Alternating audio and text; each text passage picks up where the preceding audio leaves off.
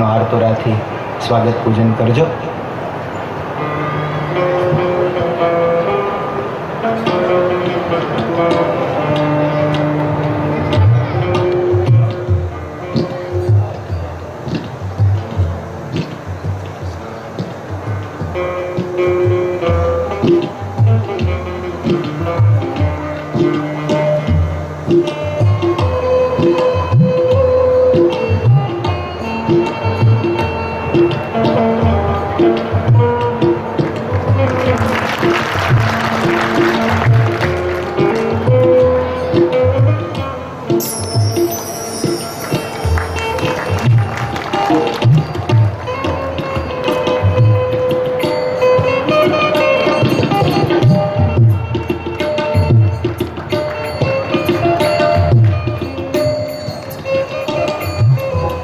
પૂજ્ય સદગુરુ શાસ્ત્રી સ્વામી હરિકેશવદાસજી ગુરુજી ચરણોમાં પ્રાર્થના કરું, અમને સૌને રૂડા આશીર્વાદ પાઠવશે.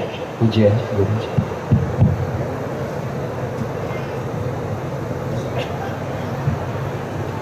ભક્તાનાં ક્લેશનાશાય તદયશોવર્ધનાય ચ બ્રહ્મક્રીડાય કૃષ્ણાય ઘનશ્યામાય તે નમઃ. પરમ પૂજ્ય વક્તા મહોદય, આદરણીય વંદનીય શ્રી રામસ્વામી તથા સેવામાં પ્રવૃત્ત રહેલા પૂજ્ય પીપી સ્વામી તેમજ સભામાં બેઠેલા ગામના અને બહારગામથી આવેલા નાના મોટા સૌ હરિભક્તો, આ 22મા પાટોત્સવના પ્રસંગે મારે તો અહીં દર્શન કરવા આવવાની ઈચ્છા હતી, પણ રામસ્વામીની આજ્ઞા થઈ એટલે માઇક હાથમાં લીધો. રામસ્વામી કથા કરતા હોય પછી બીજા પ્રવચનની કોઈ જરૂર જ રહેતી નથી. એમાં મિષ્ટાન ફરસાણ બધું જ આવી જાય છે. પણ છતાં અહીં બેઠા પછી હું વિચારતો હતો કે આવી સુંદર સભા, આવી સરસ કથા, ઘનશ્યામ મહારાજના ચરિત્રોની અમૃત રસધારા જેવી કથા ચાલે છે, શું બોલવાનું. પણ રામસ્વામી જે બોલ્યા હનુમાનજીની કથા, એમાં એક શબ્દ આવ્યો. જ્યાં હનુમાનજી હોય કે હનુમાનજીનું સ્થાન હોય, જ્યાં સ્વામિનારાયણ ભગવાનનું સ્થાન હોય, પછી રામસ્વામી એક શબ્દ બોલ્યા હતા કે જ્યાં કંઠી હોય, આવો શબ્દ બોલ્યા હતા. ને એકદમ મને લાઈટ થઈ હો. કૃષ્ણાનંદ સ્વામીએ રચેલો એક મહાગ્રંથ છે હરિચરિત્રામૃત, એમાં આ કથા લખેલી છે. પ્રાંતિજના એક હરિભક્ત હતા બેચરભાઈ મોઢ. એ પ્રાંતિજથી એક દિવસ પોતાના વ્યવહારિક કામે વિજાપુર જવા નીકળ્યા. રસ્તામાં જંગલો બહુ ભયંકર, અને આ બેચરભાઈ તો ચુસ્ત સત્સંગી. જંગલમાંથી પસાર થતા હતા ત્યાં 4 જમદૂત સામે આવ્યા. બેચરભાઈની નજીકમાં આવે પહેલા 4 જમદૂત બળવા લાગ્યા. એકદમ ગરમી લાગવા માંડી. એટલે એક જમદૂત બહુ જૂનો હશે, એ બોલ્યો કે આ જંગલના વાતાવરણમાં આવી ભયંકર દાહક ગરમી, આનું કારણ પેલો જાય છે ને એના ગળામાં કંઠી છે, એ કંઠીના કારણે આપણે બળી મરીએ છીએ. એટલે જમદૂતે હાકોટો માર્યો બેચરભાઈને, એટલે આ એ કંઠી ફેંકી દે, કંઠી કાઢી નાખ. જમદૂતને જોઈને કોણ ગભરાઈ ન જાય, પણ બેચરભાઈ જરાય ગભરાયા નહીં. બેચરભાઈ કહે છે, તારા જેવા મચ્છરિયા કેટલાય જોઈ નાખ્યા, તું તારે રસ્તે હેડતો થા. યાદ રાખજો ભાઈઓ, જેના ગળામાં કંઠી હોય એ સત્સંગી કેવો હોય? જમદૂતને કહી શકે કે તારા જેવા મચ્છરિયા તો બહુ જોયા. જમડાને લાગ્યું કે આ જોરદાર લાગે છે. જમ જતા રહ્યા. બેચરભાઈ થોડાક આગળ વધ્યા. રસ્તામાં એક સ્ત્રી બેઠેલી, જુવાન સ્ત્રી બેઠેલી, એની પાસે 2 પોટલા હતા. બેચરભાઈ આવ્યા એટલે બોલી, ઉભા રહો, જુઓ આ પોટલામાં રૂપિયા અને દાગીના છે. આ પોટલામાં મોંઘા વસ્ત્રો છે. તો તમે સાંભળી લો, તમે બહુ સારા છો. આ દાગીના એ તમારા, આ રૂપિયા એ તમારા, આ મોંઘા વસ્ત્રો એ તમારા, અને હું એ તમારી. પણ એક શરત, મને કંઠી નથી ગમતી, કંઠી કાઢી નાખો. આ બધું તમારું. બેચરભાઈ હાકોટો મારીને કહે છે, ધિક્કાર છે તને, અને ચાલતા થઈ ગયા. બહુ સરસ વિચારવા જેવી આ કથા છે. આગળ ચાલ્યા એટલે એક રથ દેખાયો. ધ્યાનથી સાંભળજો. એ રથમાં સ્વામિનારાયણ ભગવાનના સંતો બેઠેલા, અને રથ ઊભો રાખીને કહે છે, બેચરભાઈ આવો. બેચરભાઈને રથમાં બેસાડ્યા અને પ્રસાદ આપ્યો. શાનો ખબર છે? સાટાને જલેબીનો. અને પાણી આપ્યું. બેચરભાઈ તમારે ક્યાં જવું છે? વિજાપુર જવું છે સ્વામી.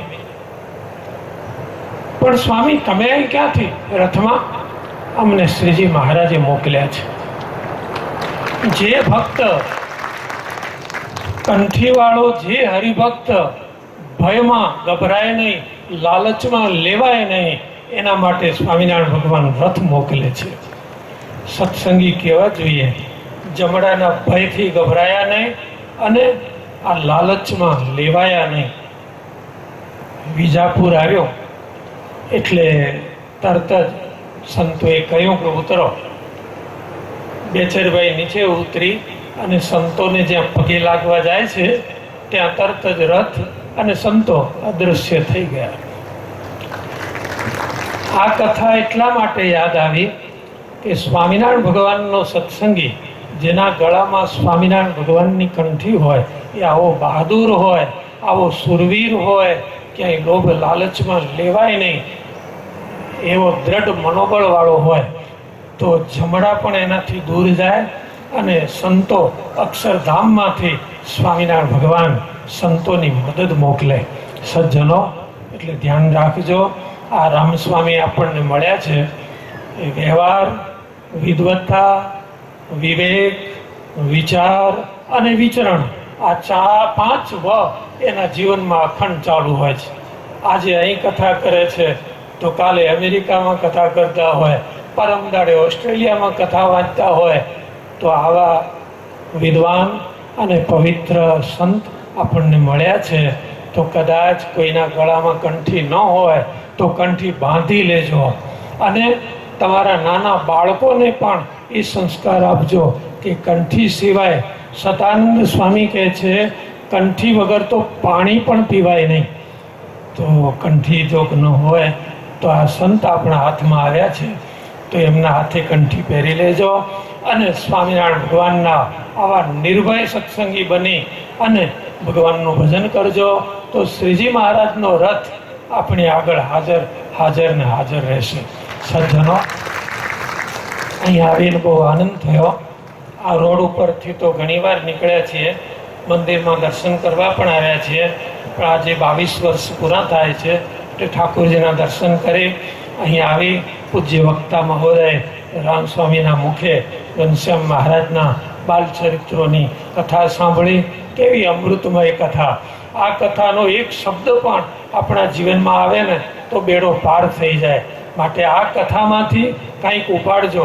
અને આવા પ્રસંગે, આ ઉત્સવ નિમિત્તે જે હરિભક્તોએ આમાં સમર્પણ કર્યું છે એ બધા ભાગ્યશાળી છે. કારણ કે જ્યારે મહામહોત્સવ થતો હોય ને, આ એક હરિભક્ત લોટો લઈને જતા હતા. એને કોઈ બ્રાહ્મણે કહેલું કે આ લોટાનું જળ સમુદ્રમાં પધરાવજો. સામે એક સંત મળ્યા. કેમ ભાઈ? તો કે દરિયામાં જાઉં છું લોટો પધરાવવા.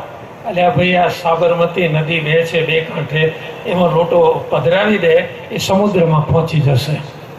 એમ આવો ઉત્સવ ચાલતો હોય, આવા ઉત્સવમાં જે કોઈ કામ કરે, જે સેવા કરે, જે સમર્પણ કરે, એની સેવા અને સમર્પણ અક્ષરધામ સુધી પહોંચી જાય છે. તો આપ સૌ ભાગ્યશાળી છો. હું જાજો સમય નહીં લઉં અને વક્તા મહોદયના દર્શન કરી, કથા સાંભળી, આપ સૌ સત્સંગ સમાજના દર્શન કરી પરમાનંદ થયો છે. સ્વામિનારાયણ ભગવાનને આજના પ્રસંગે પ્રાર્થના કે આપણા ગામનો સત્સંગ સદાય જય જયકાર સાથે રહે, ગામના હરિભક્તો સૌ સદાય સુખમાં રહે, ગામમાં સંપ વધે, સદભાવ વધે, સંસ્કાર વધે અને સત્સંગ વધે, એવી ભગવાનની પ્રાર્થના સાથે જય સ્વામિનારાયણ.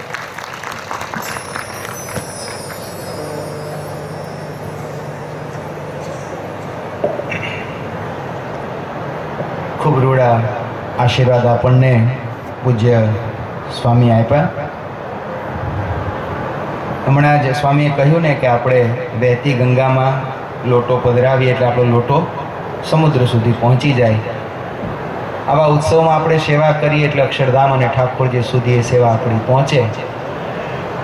આપણો સંદેશો, આપણી સેવા એ ભગવાન સુધી પહોંચી ગઈ એનું પ્રમાણ શું? જૂના જમાનામાં મની ઓર્ડર થતા. તમે કોકને પૈસા મોકલો એટલે જે માણસને તમે પૈસા મોકલ્યા હોય એને પૈસા મળી જાય એટલે સામેથી એ સહી કરી આપે કે તમે મોકલ્યા હતા એ 5,000 અમને મળી ગયા. એ પહોંચ તમારી પાસે આવે એટલે તમને ખબર પડી જાય કે આપણે જે મોકલ્યા હતા એ ત્યાં મળી ગયા. એમાં આપણો આ ઉત્સવ અક્ષરધામમાં ભગવાન સહજાનંદ સ્વામી પાસે પહોંચી ગયો. એની પહોંચ શું? આ સંતો પધારે ને એ એની પહોંચ. ભગવાન ત્યાંથી સંતોને પ્રેરણા કરે કે જાઓ, ઈશ્વરપુરામાં સરસ ઉત્સવ થાય છે, બધા ભક્તોને અમારા વતી પહોંચ આપી આવો કે તમારી સેવા, તમારી શ્રદ્ધા, તમારી ભક્તિ, તમારો ઉત્સવ એ અમારા ચરણ સુધી પહોંચી ગયો છે. સત્કર્મનું ફળ શું? આપણે કંઈ પણ સત્કર્મ કરીએ એનું ફળ શું? તો કે સંત પુરુષનું દર્શન એ જ આપણા સત્કર્મનું ફળ હોય છે.